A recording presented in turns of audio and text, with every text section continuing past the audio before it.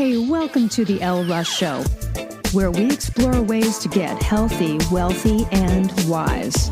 With a combination of guest interviews and solo episodes, I hope you will be inspired and motivated to become the best of whatever you are.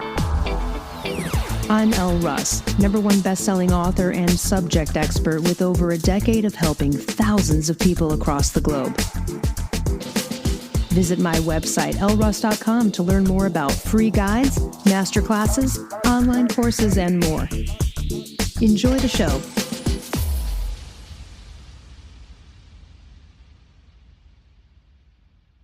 Hello, today I'm going to discuss adrenals and thyroid, how it all relates. Of course, I'm not a doctor. Go ahead and see yours before starting any regimen or concluding any sort of diagnosis about your adrenals. But I'm going to outline in this episode today symptoms of adrenal stress, from heart palpitations and anxiety to fatigue. I'm going to explain how both high and low cortisol levels can disrupt thyroid hormone metabolism, which can lead to symptoms of hypothyroidism, even if thyroid hormone levels appear normal. So let's just talk about the adrenal glands, okay? These are small but very amazing structures, I guess you would say. And then they're situated atop of the kidneys. They are crucial to our body's response to stress because they secrete cortisol. Cortisol is often referred to as the stress hormone. So cortisol's role extends way beyond a stress response. It's actually a key player in regulating your metabolism, inflammation, and immune response. When cortisol levels are imbalanced, then it can have a significant sort of domino ripple effect on thyroid hormone metabolism, and it can lead to symptoms of hypothyroidism. So let's delve into how this happens. High levels of cortisol can cause an increase in thyroid binding globulin, TBG. That's a protein that binds with thyroid hormones in the bloodstream. So when more thyroid hormone is bound to this TBG, less is available to enter the cells and exert its effects. So this scenario can lead to symptoms of hypothyroidism, even when blood tests show normal levels of thyroid hormone. Essentially, the hormones are present, but maybe they're not active where they need to be, which can be causing some sort of deficiency. On the other side, low cortisol levels can also disrupt thyroid hormone metabolism because cortisol is essential for converting T4 to T3. It's one of the components. Selenium is also critical for that. T3 is the biologically active thyroid hormone, and that drives metabolism at the cellular level. So without sufficient cortisol, the conversion process can become sort of faulty. It can lead to a decrease in T3 levels, and then subsequently you can have symptoms of hypothyroidism.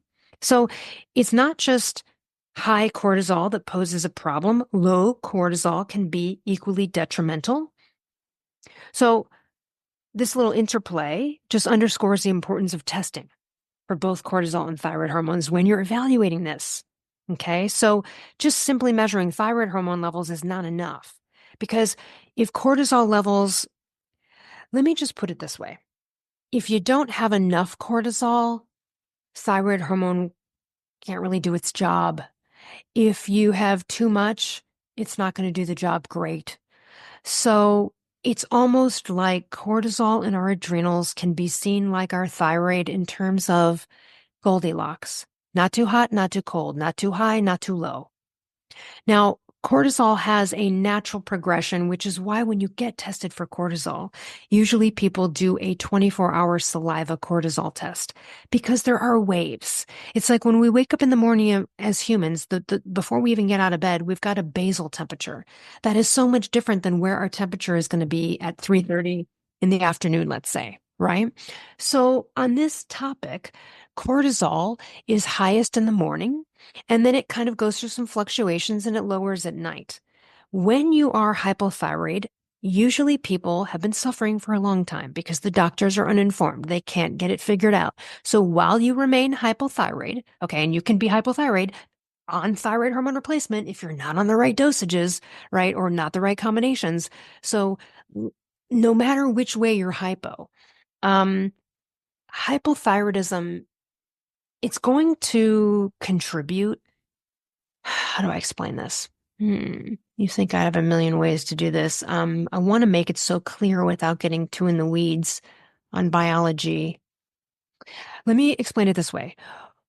There are people who have adrenal, go to a doctor and they've got terrible thyroid labs and also terrible adrenals.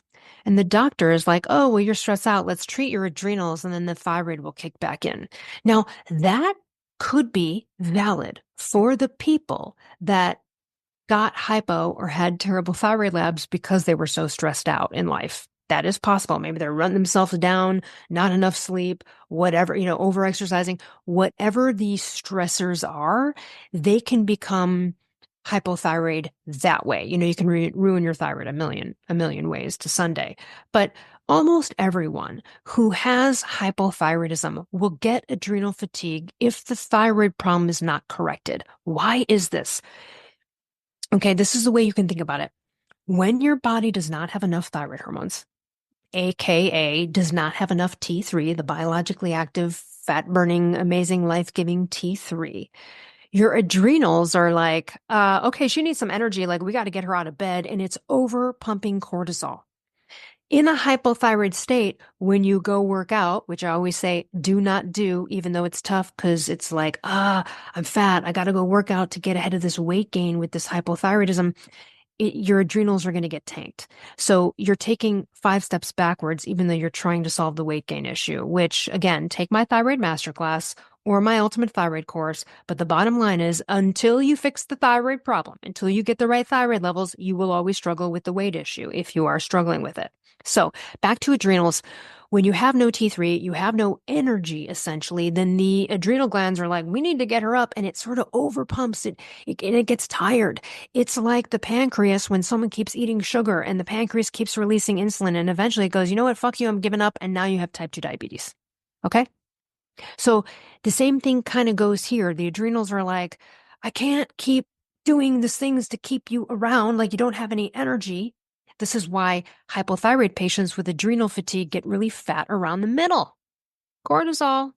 So this happens, and then now your adrenals are shot and your thyroid shot. You fix both hand in hand, but let me tell you about the connection, adrenals and thyroid. So let's just take a person who has a normal schedule, a 9 to 5, something like that. They're waking up at 6, 7 a.m., they go to bed at 10, something like that. If you work a graveyard shift, this would be applicable. You would just have to like do the math on the hours of the day. So when let's say you go to bed at 10 o'clock and you wake up at 6 or 7, between 4 a.m. and about 7, 8 a.m. is this cortisol production window. Okay, this is where your body is starting to produce cortisol and to get you out of bed, right? It's like starting to produce its thing. But it needs T3, thyroid hormone, in order to do the job. They go hand in hand. Now, to further exemplify, to further go into the details on this point, I'm going to tell you about a method that most people, 99% of people, do not need to adopt. This is not a suggestion. I have too many people that come to me and they're like, oh, I tried this. I'm like, you never needed to do it. That was dumb. Okay, so don't be a dum-dum and go try this thing that I'm going to tell you about. But it is an interesting reflection of what I'm saying. There's an author named Paul Robinson out of England. He wrote a book called Recovering with T3. One of the things he discovered, and he wrote a book about it called CT3M, the circadian T3 method. This is what he figured out. There were lots of patients who had such horrible adrenal fatigue, almost failure, to the point where they needed to take HC every day. Like their body was not producing any cortisol. Okay, any. Now, most hypothyroid patients, you might have high morning cortisol or like low morning cortisol and then high nighttime cortisol or low cortisol all day long. Okay. But this was like nothing. Okay. Most people don't have anything. Most people don't have to go on HC, hydrocortisone. Most people don't have to go on this and take a pill for it. Okay. But these are for the people that had to take a pill to create cortisol in their bodies because their adrenals were not making any. What Paul discovered, this is his method. What Paul discovered is that if a person in this scenario, right, who was hypothyroid, if they woke up at like 3, 4 a.m., took a dose of T3, went back to bed, it would help with that cortisol production. And eventually, these people would be able to wean off of the HC and eventually get their cortisol adrenal production back.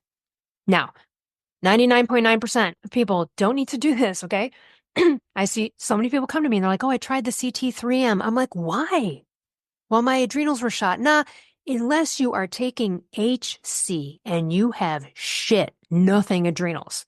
Unless you're taking HC, don't even think about buying Paul's CT3M book or adopting the strategy with your doctor or even talking to them about it, okay? But I use that example of his method to show you how aligned the adrenals and thyroid are, how this works. Hopefully that makes sense without getting too sciencey. I know sometimes the brains of people struggling with hypothyroidism and adrenal fatigue is really brutal. It was for me. I had horrible brain fog. I want to try to make this easy to understand. So this sort of this interplay, right? It underscores the importance for both testing cortisol and thyroid. Furthermore, cortisol influences the production of reverse T3, which is the inactive form. Okay. So under stress, the body may divert more T3 towards reverse T3.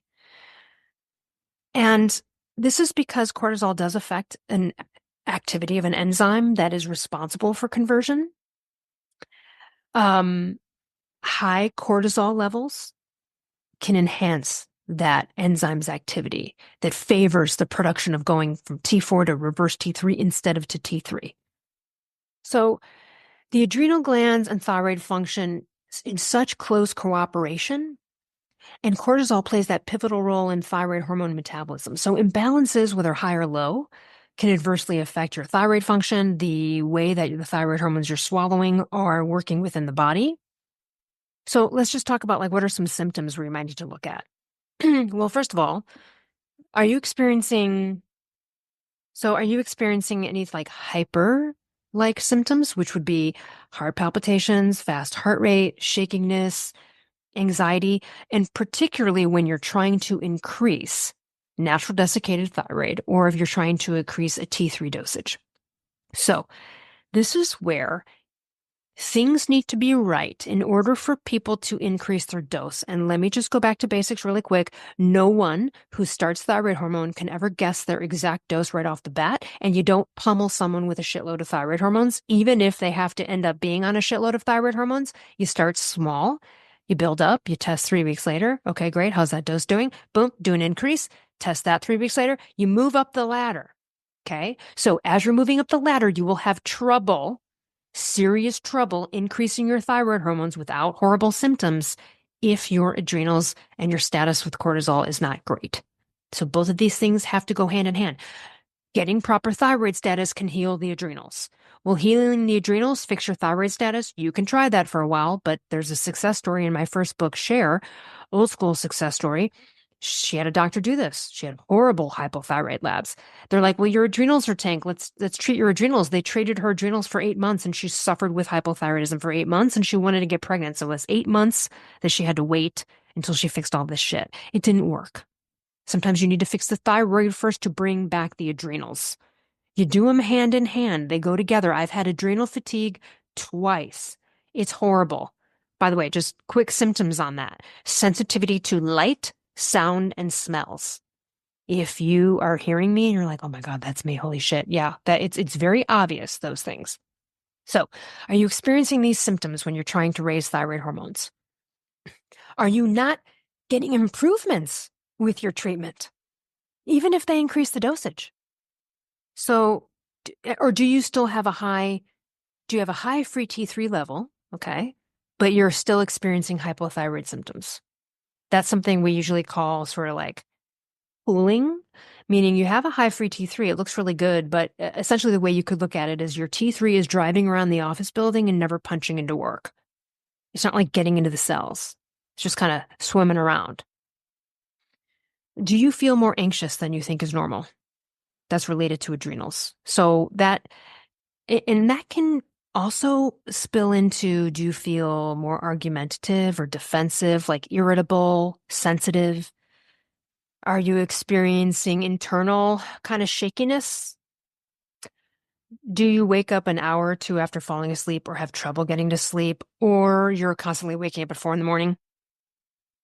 If you wake up and you're feeling sluggish, just tired and you're just feeling, or you're feeling tired again after a couple of hours after getting up. That's another sort of symptom. So let's just talk about some of the factors and why could some of these symptoms be happening. I already sort of described a few. So long-term undiagnosed hypothyroidism. So if you were hypothyroid for years and maybe you just got diagnosed, maybe your doctor relied on BS blood values, either way, your adrenals could have been stressed and suffered during that time. Have you been a thyroid patient who was treated on T4 only medications? So T4 only is levothyroxine, otherwise known as Synthroid in the United States. So again, that can lead to inadequately treating your hypothyroidism, which could have stressed your adrenals because you were with a doctor that did T4 only and only tested your TSH and T4 because they're a dum-dum. Side note, if you're listening to this and you go back to your labs and your doctor only ever tested your TSH and your T4, you are with the most uninformed doctor on planet Earth. They're going to fuck your life up. Run. Educate them or run. Chronic stress. All right. So look, ongoing emotional stress, biological stress, um, other ailments, those can strain your adrenals. Chronic illness like Lyme disease, mold exposure. A lot of things can stress your adrenals. Of course, yes, we know the basics like, sleep and nutrition. What are some things that support adrenals really quick while I'm thinking about it? Waking up every morning and putting some really good Celtic sea salt or Redmond sea salt on your hand and doing a quick lick, making sure you are getting enough good salt throughout the day, or just at least salting your food. When we're talking about adrenal formulas, I do warn people against adrenal formulas with licorice in them. The reason is because myself and other people have noticed that makes us exhausted and fucks with our adrenals in the wrong way. There is I trust Pure Encapsulations has a good adrenal support complex. Here's where you start. You start with like fixing the thyroid, neutrally supporting your adrenals, sleep, all that stuff. If you eventually with your doctor want to go to an adrenal support formula, be aware of the licorice. I think Gaia Herbs has a good one. Pure Encapsulations has a good one. The next escalated level to that would be taking adrenal cortex, which is an adrenal glandular, which is desiccated, chopped up adrenal glands from bovine sources.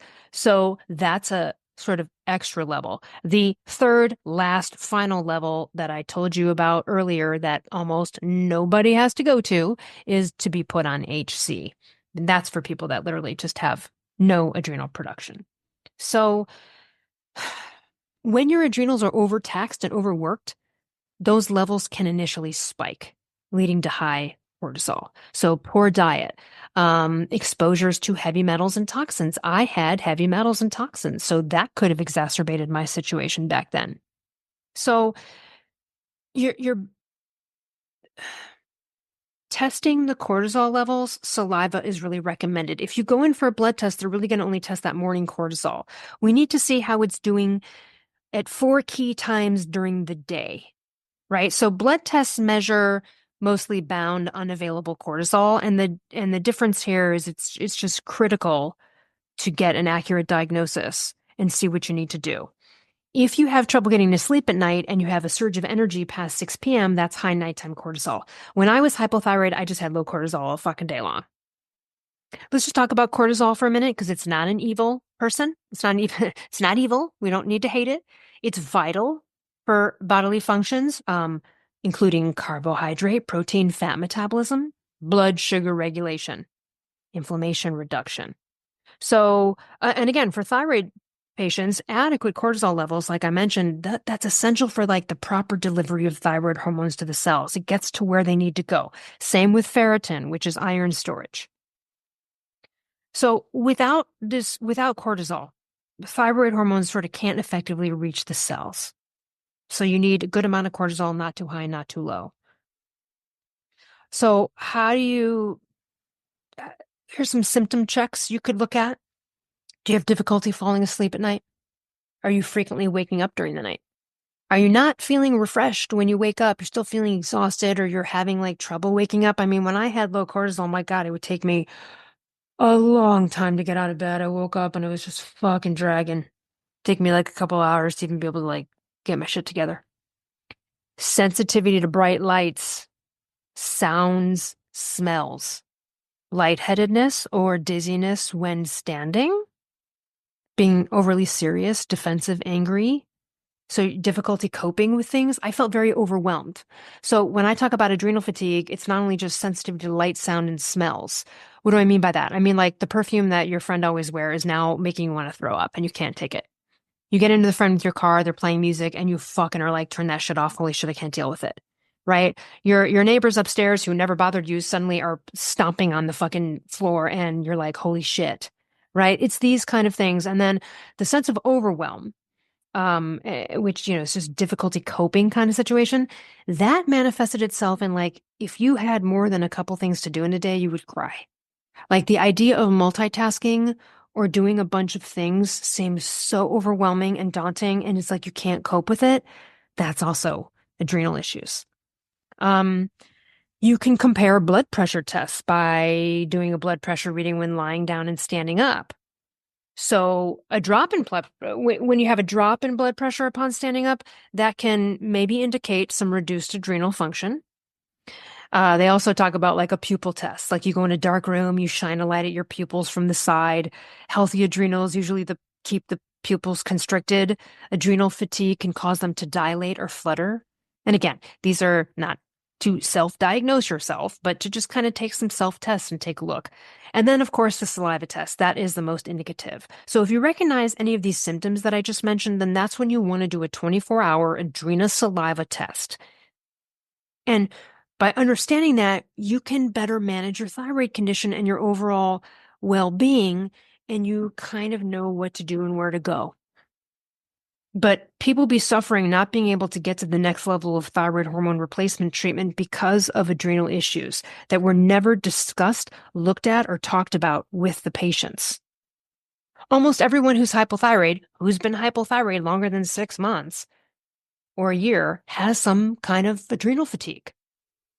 It's all fixable. Once you fix it and these things come back hand in hand, it's like you're a new person. You wake up, you're ready to go. You aren't overwhelmed. I could do 50,000 things today and I'm not overwhelmed. I can handle perfume now.